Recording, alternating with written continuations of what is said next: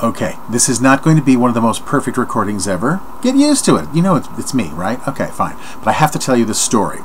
Now, I've done improv for a number of years. Yes, improvisation. I studied with some terrific people down in Houston, one of whom goes by the name of Elizabeth Subai, or Libby Subai, and she and her daughter Miko were in the car one day talking about things and talking about how badly movies have been completely destroyed by remakes, with terrible people being cast in these parts.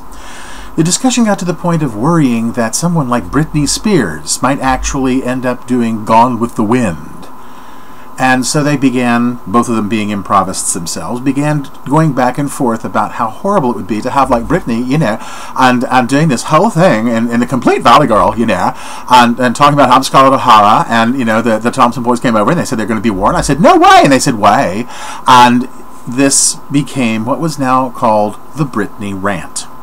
This improvisation game premiered in Houston at a wonderful show called The Liberation. This was something that Libby was doing to raise money for charity, and we all came in and did a whole bunch of fun stuff and so forth. And there were several of us on stage at the time. I seem to recall that it was me, Dave Howell Depew, who is the gentleman who created Third Coast Comedy down in Houston. Wonderful group. If you're anywhere near Houston, go find them. I'm trying to remember who else was on stage with me. There were four. We were four together doing this bit, and we introduced the Britney Rant and explained how it worked.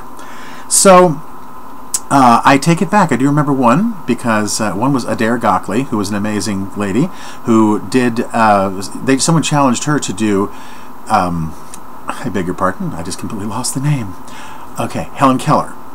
And the thing that was terrific about it is that Adair came up and did this whole thing with the closed eyes and like, and every time she would go like, and the hand goes like when she's describing all this stuff, like, you know, which was really wonderfully rude, very funny. So there were four of us. I've forgotten who the fourth person is. It's terrible. Meanwhile, someone from the audience, about 80 to 100 people in this thing, pretty well packed for this particular theater, someone hollered out, Joan of Arc. And I thought, wow, Joan of Arc. And I did not notice that the other three people took one big step backward. So I look around and realize I'm by myself. Oh, me, I get this one. Okay, wait. Let me find her center. Now, I have retold this story a number of times, and so some of it has come off as being slightly polished. But I promise to you, and I can find witnesses, that this is what happened. Okay?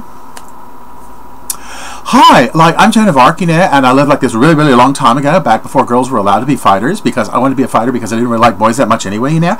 And so I went over to the fighting field where everybody was going to do fighting stuff and everything, and I went over and I said, I want to be a fighter. And they said, you can't be a fighter, you're a girl. And I said, well, bummer. And they sort of like laughed me off the field, you know. And so here I am, and I'm just really depressed. I went back to the house, and suddenly I heard this like voice from on high, you know, and it comes down and it says, Joan. And I said, what? And the place exploded right in that moment. Every person in the house howled. It was like a physical blow. I could feel it coming at me. Wham! And I held the position as long as I could until he died down. Then I said, no, really, it's true. And it was true. I got this voice and everything, and this voice said, Joan, I want you to come be a fighter in my name, because there are people who've been naughty in my sight, and I want you to go smite them, okay? And I'm like, oh, that's like totally cool. I get to smite people? That's nice, thank you.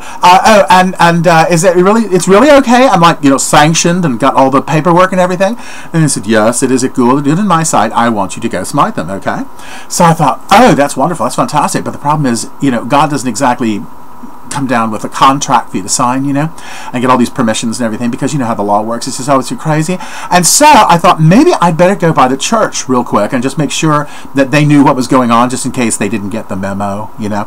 And so I went and I saw this priest who's there, and I said, look, God came to me and told me that he wanted me to be a fighter because there have been people who've been naughty in his sight, and he wants me to go smite them, okay? And the priest says, you can't do that, you're a girl, and you can't be a fighter. That's not true. God did not speak to you. And I said, yes, he did. God came to me and told me to go be a fighter. He said, blasphemer. I said, no, fighter. This is about the point where the routine started breaking down, because I pretty well run out of steam by that time. But that was the fun part, and a brief explanation of what is the Britney Rant. Those of you who do improv, please go ahead and go for it. It can be found in further detail in my book, The Improvisation Playbook, which was published about 2006. Not 19, that's like old times. And I would very, very happy to talk to you about that further if you like. Let me know. And the Improvisation Playbook is available at Amazon and Barnes & Noble and other fine stores. Thank you so much. Enjoy it. Bye.